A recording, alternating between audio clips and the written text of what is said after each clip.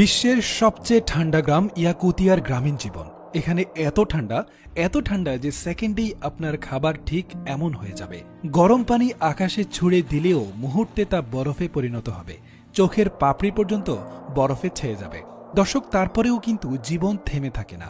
আজকের ভিডিও ব্লগে ইয়াকুতিয়ার একটি পরিবারের সকাল থেকে রাত পর্যন্ত কিভাবে কাটে তা দেখতে চলেছেন। ভোর 7টা, এখনও সূর্য ওঠেনি। পরিবারের প্রধান কিরিল পেট্রোভ সবার আগে ঘুম থেকে উঠে তার প্রধান কাজ হয় স্টোর ঘর থেকে লাকড়ি এনে আগুন জ্বালানো, যেন এই ঠান্ডায় পরিবার একটু উষ্ণ থাকতে পারে। এতটা ঠান্ডায় দীর্ঘ 9 মাসের কাঠ সংগ্রহ করে রাখতে হয় এখানে, কারণ এই 9 মাসে আবহাওয়া এতটাই ভয়াবহ থাকে, কাঠ কাটার আর কোনো সুযোগই থাকে না। এই যে আইস কিউবগুলো দেখছেন, এগুলো হচ্ছে খাবার পানি। নভেম্বরের শুরুতে এই পানি মিঠা পানির লেক থেকে কেটে এনে একটা কক্ষে এভাবেই সংরক্ষণ করা হয়। তো তিনি এখান থেকে বরফের একটি টুকরো নিয়ে পানির ড্রামে রাখেন এবং চাকু দিয়ে বরফ ভেঙে দেন, যেন দ্রুত গলে গিয়ে পান করার উপযুক্ত হয়।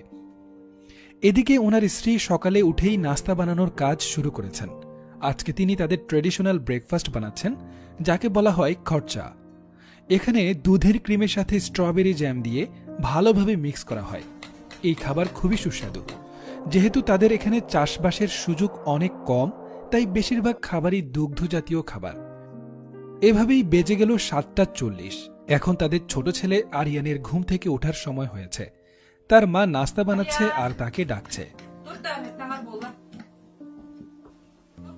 আরিয়ানের বয়স 9 বছর। ইয়াকুতিয়ার ছেলেমেয়েরা স্কুলে যায় -54 ডিগ্রির উপরে হলে, অর্থাৎ এই আবহাওয়া পর্যন্ত স্কুলে যাবার মতো অবস্থা থাকে। এর নিচে নেমে গেলে রেড অ্যালার্ট জারি হয়। আজকে -40 ডিগ্রি সেলসিয়াস তাপমাত্রা, অর্থাৎ অন্যান্য দিনের চেয়ে সহনশীল। তাই আজকে স্কুলে যেতে হবে তাকে। দর্শক, চিন্তা করেছেন -40 ডিগ্রি তাপমাত্রা তাদের জন্য সহনশীল?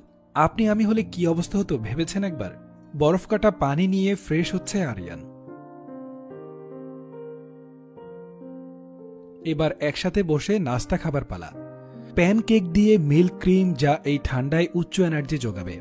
পরিবারের এই দৃশ্যটা অনেক প্রশান্তির। আরিয়ানের বাবা বলেন যে আমি অনেক পরিশ্রম করি আমার ছেলের জন্যে। আমি চাই সে ভালো শিক্ষিত নম্রভদ্র মানুষ হয়ে উঠুক। খাবার শেষে আরিয়ানের মা তাকে ভালোভাবে শীতের পোশাক পরিয়ে দিচ্ছে।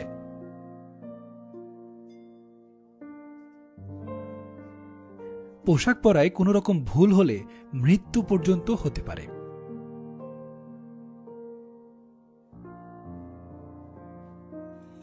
বিদায় জানিয়ে বাসা থেকে বের হলো আরিয়ান। সূর্যের আলো এখনো দেখা দেয়নি।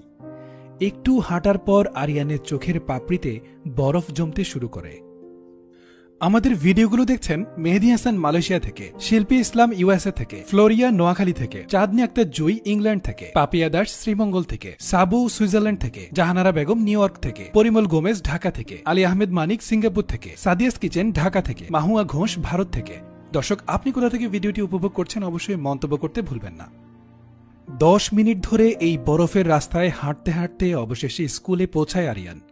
পুরো সময়টা আরিয়ানের মা দুশ্চিন্তায় থাকে যে ছেলে ঠিকমতো পৌঁছালো কিনা। স্কুলে পৌঁছে যথারীতি ক্লাস করতে থাকে।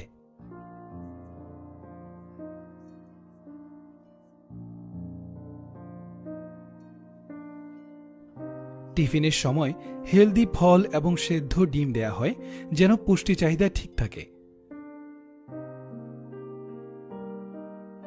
স্কুল শেষে আরিয়ান তার বন্ধুর সাথে এভাবেই বাড়ি ফেরে। সৃষ্টিকর্তা কত সুন্দরভাবেই না সাজিয়েছেন এই অঞ্চলগুলোকে। দর্শক, এই এলাকার ঘোড়াগুলো দেখুন, কতটা পশমওয়ালা ঘোড়া।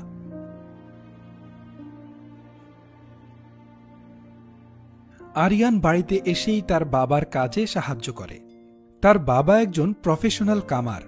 এই এলাকায় তার মতো এত নিখুঁত ধারালো ছুরি বা লোহার তৈরি যে কোনো কিছু কেউই বানাতে পারে না।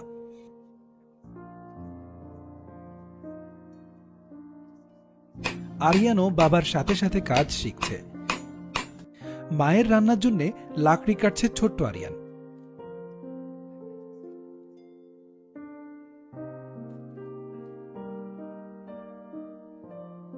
এবার লাকড়িগুলো নিয়ে বাসায় যাওয়ার পর মায়ের কাজেও হেল্প করছে সে।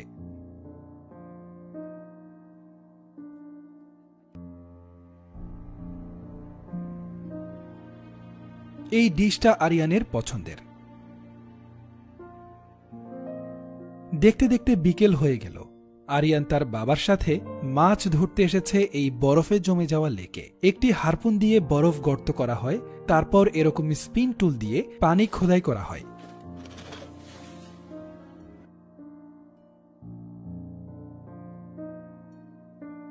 এবার জাল ফেলে এভাবেই মাছ ধরা হয়। দর্শক, এই ভিডিওতে আমরা দেখলাম প্রকৃতি যতই কঠিন হোক, সৃষ্টিকর্তা মানুষের মাঝে প্রতিকূলতার মধ্যে টিকে থাকার মেধা দিয়ে দেন। আমাদের সব পরিস্থিতিতে সৃষ্টিকর্তার প্রতি কৃতজ্ঞতা